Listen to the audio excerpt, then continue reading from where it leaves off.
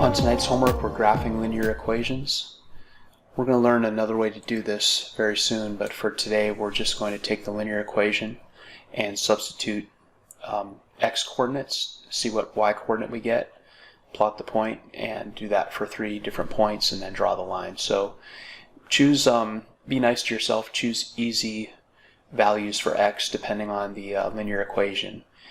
0 is always going to be an easy value to check because this variable term becomes 0. Negative 1/3 multiplied by 0 is just 0. Plus 1 would be 1. So our first point would be 0, 1. If my x coordinate is 0, I don't need to move right or left at all, but my y coordinate's 1. I move up 1, and so that's the point at which the line intersects the y-axis. That's called the y-intercept.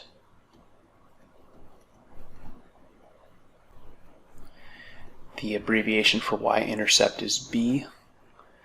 And so B is positive 1. That's where the line intersects the y-axis. Okay, we've been talking about that also. That'll be another problem we do in just a moment. When I choose another value for x, you might think, well, just choose 1 because you try 0, do 1. But I see if I choose 1 here, I'll get negative 1/3 plus 1, which of course we can deal with that, and there's no reason why all of these coordinates need to be integers. But as long as I have a negative 1/3 x, I might as well choose some value for x that will clear out this 3 in the denominator, some multiple of 3. So I'm just gonna choose x equals 3. Y equals negative 1/3 multiplied by 3 plus 1. A third of 3 is 1, so y equals negative 1 because negative multiplied by positive is negative. The opposite of a third of 3 would be the opposite of 1, which is just negative 1. And negative 1 plus 1 is 0. So when x is 3, y is 0. So this ordered pair would be 3, 0. Start at the origin, go 3 to the right for x, and y is 0, so don't need to go up or down at all. That's the point at which the line intersects the x-axis, so that's called the x-intercept. The x-intercept is 3. For my other point, I'm just going to grab some other random multiple of 3, like 6. So y equals negative 1/3 multiplied by 6 plus 1. A third of 6 is 2, so the opposite of 2 is negative 2 plus 1 equals negative 1.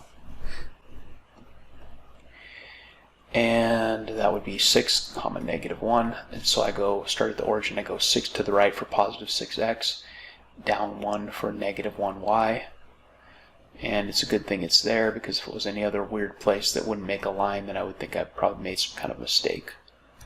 So then do your best to draw a line through those 3 points, and there's your linear equation graphed. I also want to look at problem number 12 with you. On problems 8 through 17, you're finding the x-intercept and the y-intercept of the linear equation. Well, we know from the last problem that we just did, the y-intercept is the point where the line intersects the y-axis, where x is 0. So if you substitute 0 for x, you get the y-intercept. The x-intercept is when y equals 0. So you substitute 0 for y and solve for x, you can get the x-intercept. So it's just a matter of understanding that the y, let me do this better. If you're trying to find the y-intercept, the x-coordinate equals 0.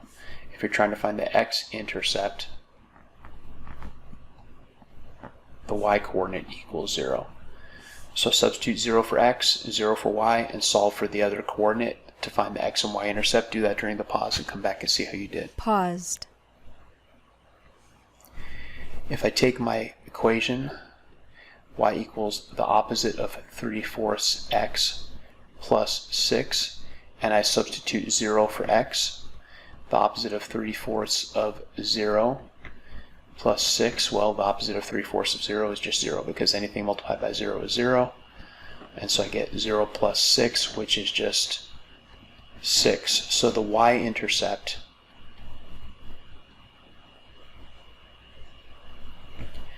equals positive 6.